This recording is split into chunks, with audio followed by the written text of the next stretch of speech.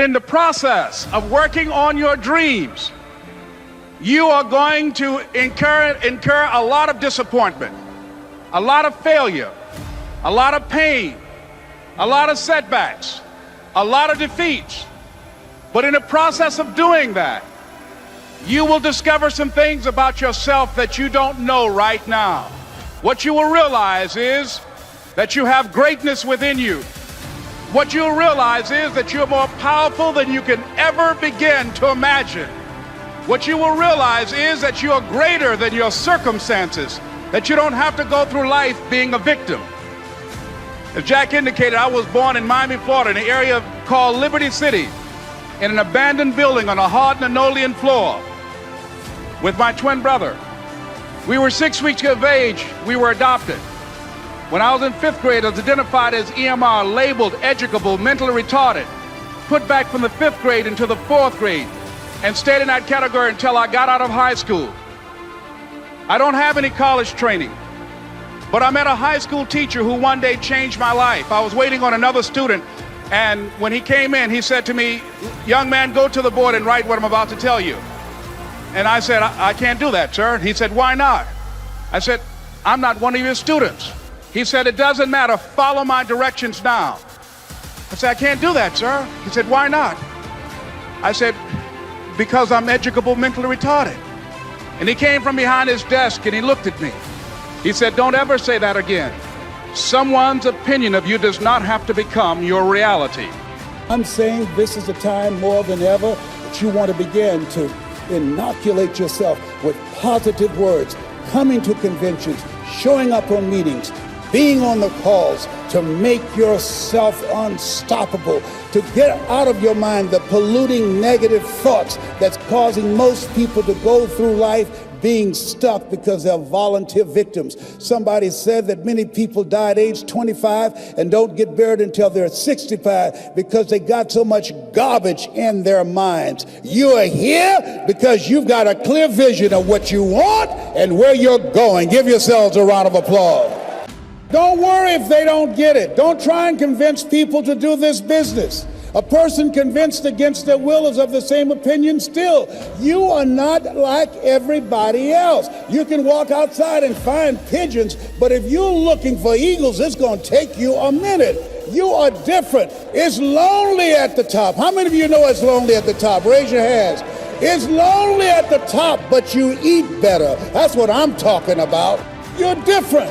One great entrepreneur said, "I choose not to be a common man. It's my right to be uncommon if I can. I seek opportunity, not security. I do not wish to be a kept citizen, humbled and dulled by having the state look after me. I want to take the calculated risk, to dream and to build, to fail and to succeed. I refuse to live from hand to mouth. I prefer the challenges of life to the guaranteed existence, the thrill of fulfillment to the still calm of utopia. I will never cower before any master, nor bend to any threat. It's my heritage to stand erect, proud and unafraid, to face the world boldly and say, 'This I have done.'" You showed up because you're building a business that you can stand and say, "I did this. I did this. This is my dream." Give yourselves a round of applause.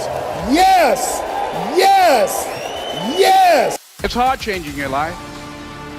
It was hard when just over 3 years ago, in the Penobscot building in Detroit, Michigan, where I was operating my business, and I fell on some hard times, and I was sleeping in my office.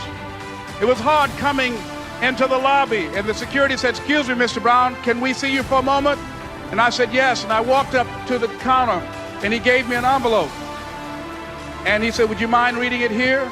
And I opened the envelope, and the envelope was from management that said, "This is an office tower. It's not a hotel. Please do not sleep in your office." And I said, "Excuse me, sir." I said, "I just work long hours in creating my business. I'm an entrepreneur. And right now things are bad for me, but they're not going to be this way always. And I just asked for the opportunity to continue to operate like I'm doing. I'm not trying to make this my home."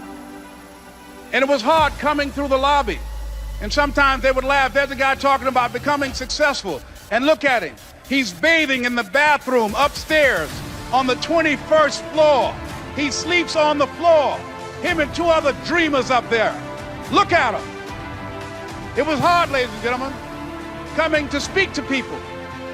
And I was facing financial difficulties in my own life. I was behind on my bills and my dreams, and I'm saying to them, you can live your dream. It was hard, ladies and gentlemen. It was very difficult to pick myself up each day believing that I could do it. There were times that I doubted myself. I said, God, why is this happening to me? I'm just trying to take care of my children and my mother. I'm not trying to steal or rob from anybody. Why did this have to happen to me? It was very hard. And here's what I want to say to you. For those of you that have experienced some hardships, don't give up on your dream. No one could have convinced me by holding on, by continuing to push forward, by continuing to run toward my dream, that one day I would have my own talk show. It's a long shot, ladies and gentlemen, from Liberty City, an abandoned building on a floor, never knowing my mother or father. It's a long shot. Being here with you today in this dome in Atlanta, it's a long shot. No college training, labeled educable, mentally retarded, but I kept running toward my dream. Don't stop running toward your dream. Here's what I discovered that happens to you in life, that you will go through things, and while you're going through them, you can't understand why it's happening to you. But after you go through it and you get back and you look at it and you say, oh, now I understand why I needed that lesson. Have you ever happened to you? Raise your hand. Has it ever happened to you that I couldn't understand it then, but after I got through it, then I saw that was preparing me for bigger and better things. That as you go through the challenges of life and you look at it and embrace whatever comes to you, don't run from it. Step toward it. Don't try and duck it like most people do. See, most people want it easy. See, easy come, easy what? Easy go. See, but when you go at what you're going to deal with and you deal with the difficulties of it, when you handle those hard things close at hand, making those hard decisions right now that you don't want to make, learning those things that you don't like to do, but you know that in order for you to get where you want to go, this is one of the hoops that you have to flip through. And I'm saying to you, whatever you got to do it, because if you don't, life is going to whoop you until you surrender and say, okay, all right, I cooperate, okay, I learned, okay. It had to wear me out a long time. So if it's hard, then do it hard. You're going to focus to develop your skills. The guy was the new owner of a baseball team that was in the basement of the league when he took it over. He went to the picture and he said, what is your best throw? He said, well, I got a good curveball and I've got a good fastball. And he went on talking about his different throws. He said, but tell me this, what is your best throw? He thought for a moment.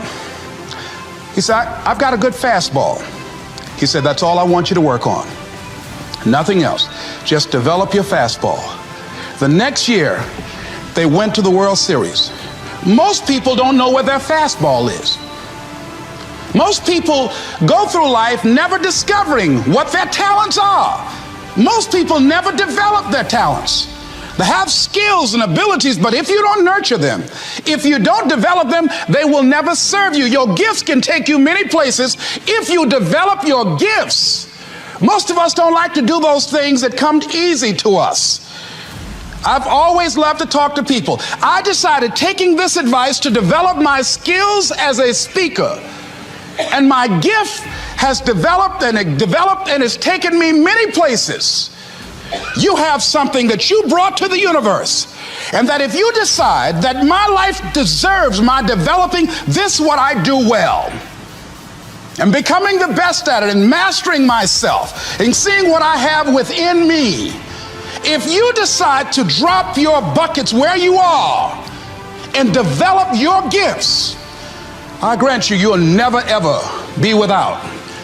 I grant you that your gifts will take you places that will literally amaze you. I grant you that if you begin to work to develop your gifts, you'll develop a strong sense of happiness. You'll get a larger vision of yourself, because part of beginning to get a larger vision of yourself, all of us need some area of our lives where we can have a feeling of competence. That people know when they think about this area, that's something you do. That you eat and sleep that. And that you do that. You do that. And people know it. And you know it. So you've got to work on it.